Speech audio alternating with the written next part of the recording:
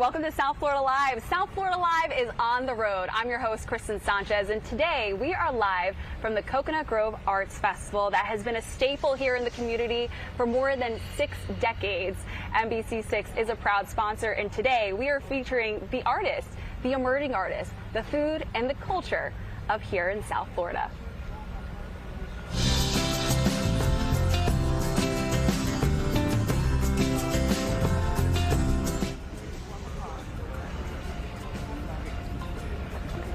And right now I'm here with Stephen Anglum, who is an emerging artist. You were actually part of the festival's Emerging Artist program. Yes, I was. Thank you for having me. Tell me about being a part of this program and how it really helped your career take off. Yeah, so the program at Coconut Grove is 2 years long. I found out about it through an artist at a local show where I'm from on Long Island, and they recommended the program. They said it was a great experience for someone coming up into this industry. So the first year you are mentoring, you have mentors in the show, and you're just kind of shadowing them, and you're able to pick their brain on anything art show related, whether it's marketing or sales or your setup and presentation. And then the second year you actually have your own little setup in the show, so it really prepares you for having your own booth set up in the industry. And having a great career in this field. I want to mention Stephen is 26 years old and his work is just outstanding. Also, I have to give a shout out to you because you're from Long Island and so am I. And we all find our way to South Florida because it's such a beautiful place. So I think it's great that you are here, and your artwork just speaks to the love that you have for the coast, but also gives a tribute to NYC. Yes, Tell me a little bit about your work. Yeah, so my work is all acrylic paintings. It's based on my own photography. I've always loved taking photos, and when certain lighting or subject matter speaks to me, that's when I know how to take it to canvas.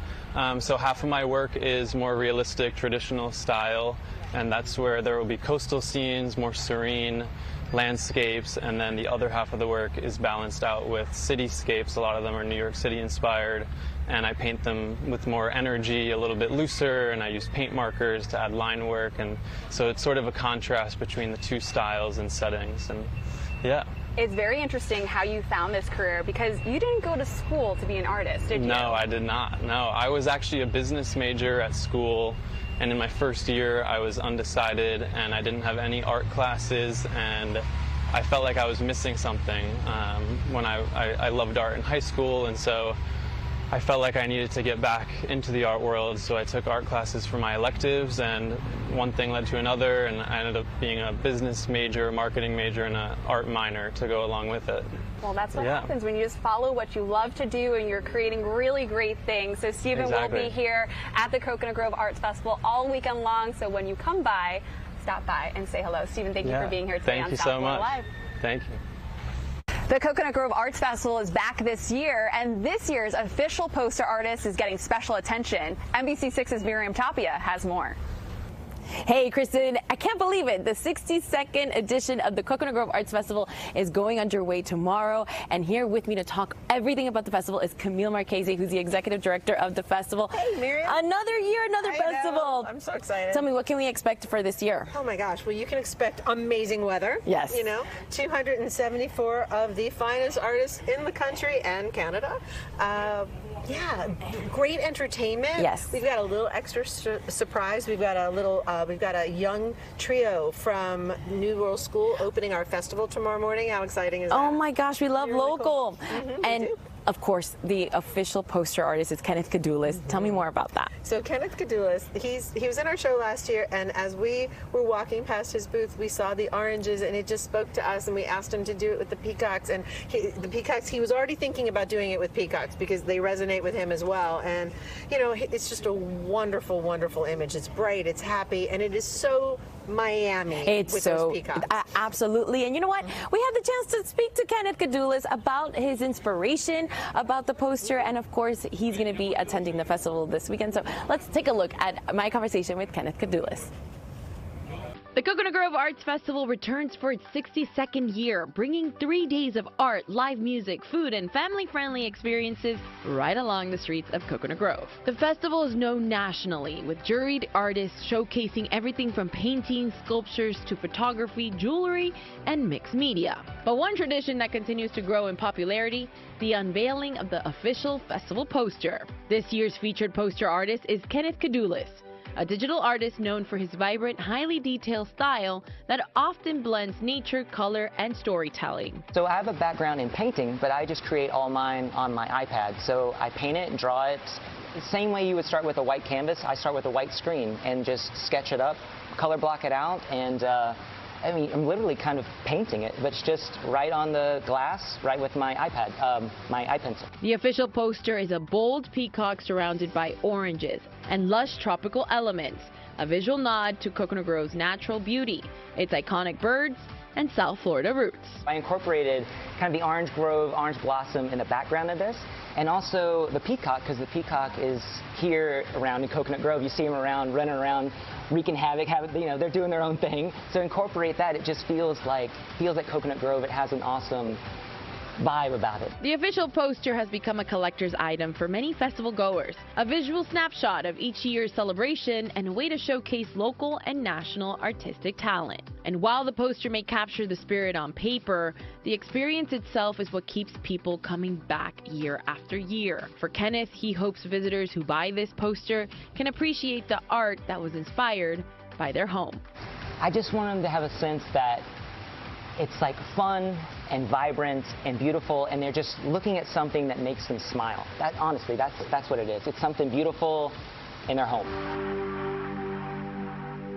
And you can buy the official poster here at the Coconut Grove Arts Festival. And Kenneth will have a booth here right by our booth at NBC 6 and Telemundo 51. And we'll be here all weekend long. Now, later in the show, I'll be back to tell you about a South Florida sculpture whose theme is all about womanhood. In Coconut Grove, I'm Miriam Tapia. Kristen, I'm going to send it back to you.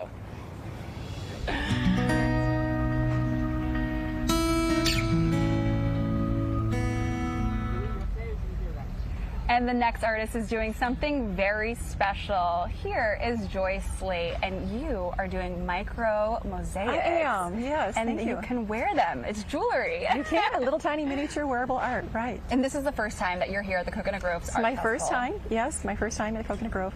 Well, yeah, I'm excited to be here. Work is so interesting. Tell me the method, how you got into this. I will. Well, it's a lost art. It was invented by the Vatican in the 1500s to preserve paintings that were deteriorating, from heat and humidity. So they reinterpreted all those paintings in glass, in Murano glass. And when they were finished, they started to miniaturize little architectural scenes and sell them to tourists that were coming through Europe on what they called the Grand Tour at that time. And I studied in Ravenna, Italy. It was the only place to learn this technique other than the Vatican. This is basically how I create it. I take the raw material from Murano, Italy, which is what they call smolty glass. They're little cubes of glass like this.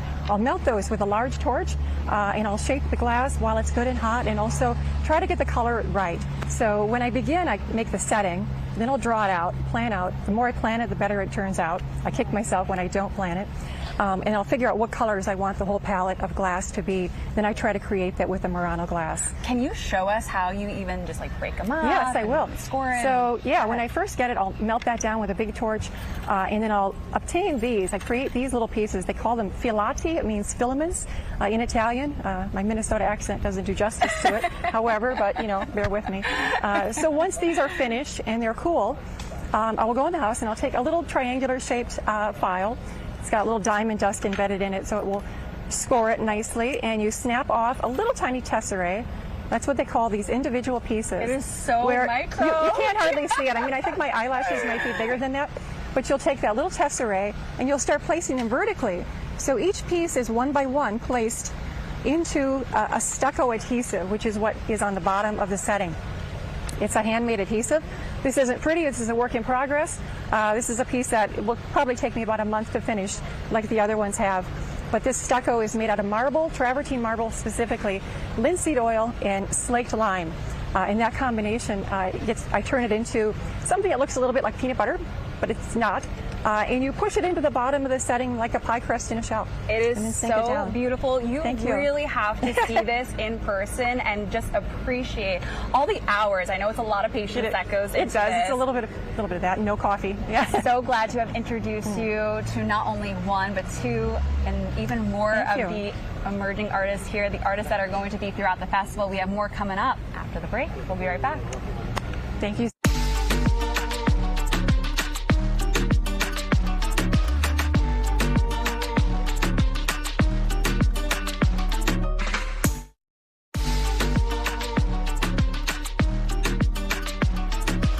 This next artist proves that art and engineering go hand in hand. We're about to meet Tom Boardman, who has the most incredible kinetic art that you have ever seen. This is really, really cool. Tom, welcome to South Florida Live. Thank you for having me. Yeah, you have this incredible piece right here that I know takes a lot of time to create, but you're actually a licensed engineer. Tell us about that. I've been a licensed engineer for 30 years, but I got into art, quasi-art. I started to try to make, and I say try, to make wooden clocks years ago, but I just couldn't get them to keep accurate time.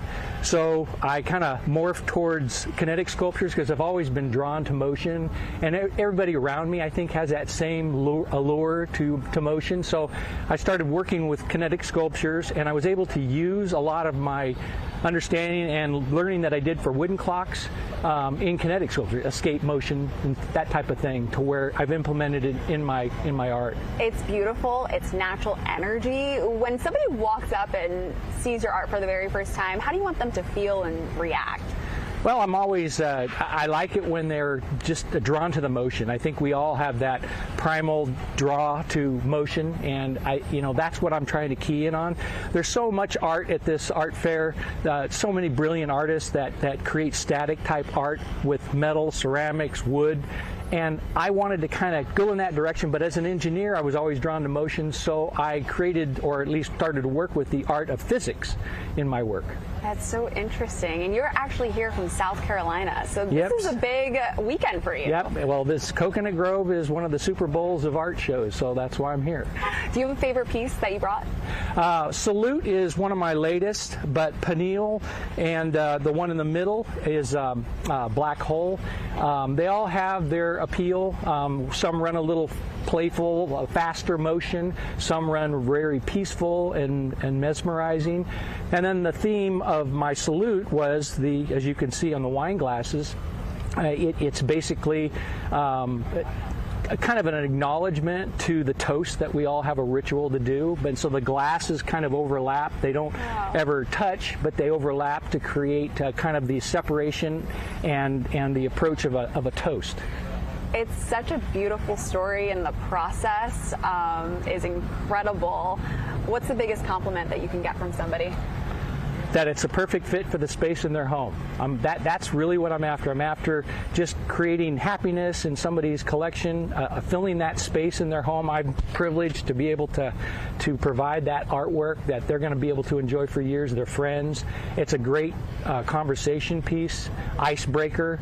People come over, and there's that awkward moment when they first come into a room, but the minute they see something move, it's kind of like a magnet for attention there, and that's kind of what I'm after. And when I get compliments on that addition to their home, that really makes it all worth it. It's a beautiful thing to do, and this is the best part about being a part of the Coconut Grove's Arts Festival, is being able to meet the artists that create these pieces that are going to be inside your home. I want to mention you're here with your wife also, so this is a family affair for you. Couldn't do it without her. So this weekend, come out, make sure to meet Tom, and we're going to be featuring so many more artists throughout the show.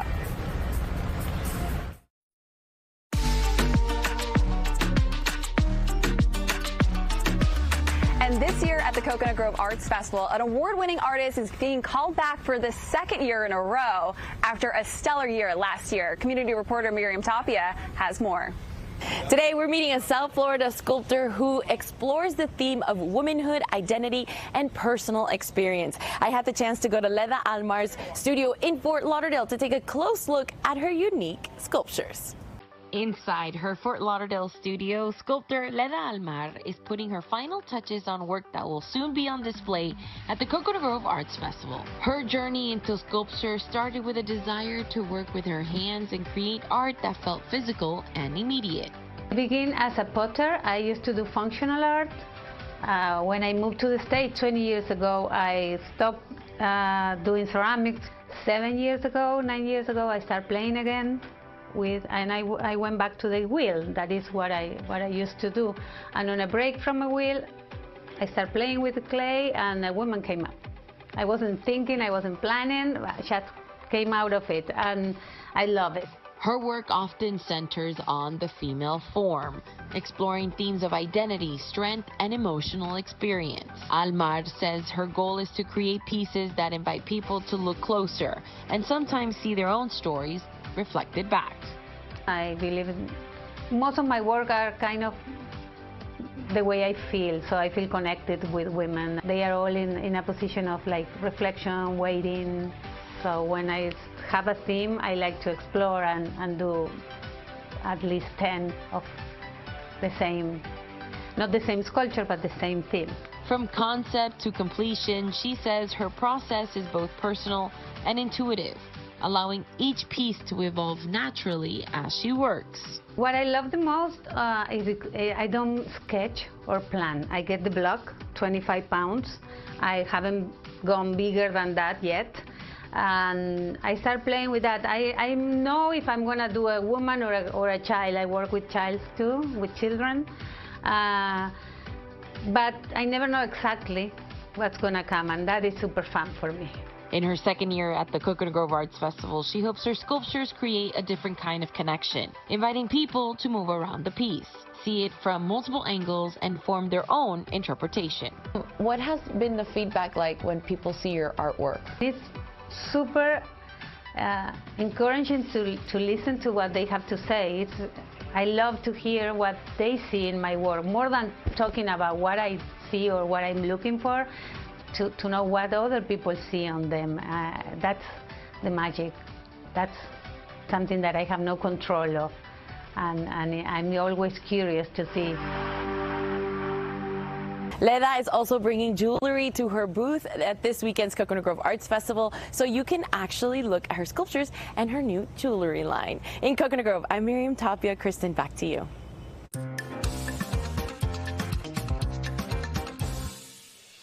And today on A La Carte, we are checking out one of the buzziest restaurants in South Florida. Mariana Rodriguez has more. Today in A La Carte, we're celebrating Valentine's weekend at Booyah Gastro Bar. I'm at Pinecrest, but the party is among the 7 locations with a special menu. Correct, for Valentine's Day. And this is David Davila, executive chef partner. Yes. Yes, right? Chef partner, executive chef. Both titles. Tell me about the menu and what's going to be happening here. Of course, for Valentine's Day, we're offering a prefix menu. On the table, we have a couple dishes that we will be offering on Valentine's Day. We have our croquetas, our famous Serrano croquetas, which are delicious. I love these croquetas. They're so good. They are good. Everybody loves them. I'm glad they're in the Valentine's menu. Yes. We have also our gambas al ajillo, which are garlic shrimp. They're sauteed in garlic, oil and fresh garlic, accompanied with some fresh toasted baguette. And I love the sauce. Yes, when you dip the bread in there. Dip with the sauce. So good. So good.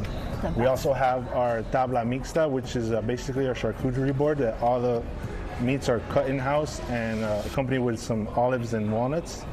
And then for one of our entrees, we're offering our bistec a la parrilla. This is our top-selling steak dish.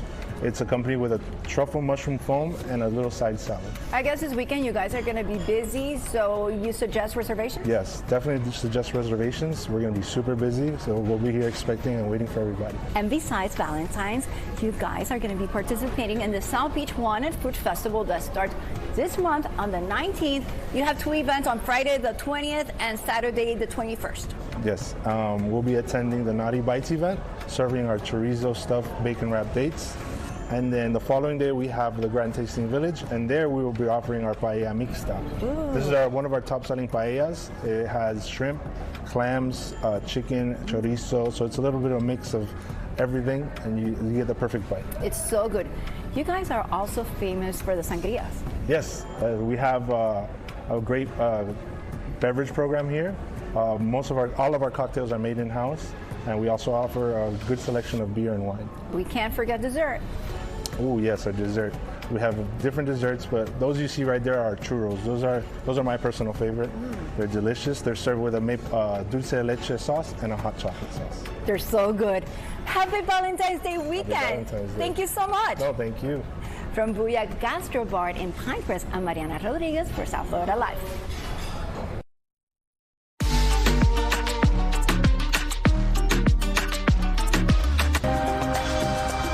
And right now I'm here with Sharon Tesser, who has been creating art since she was old enough to hold a pencil.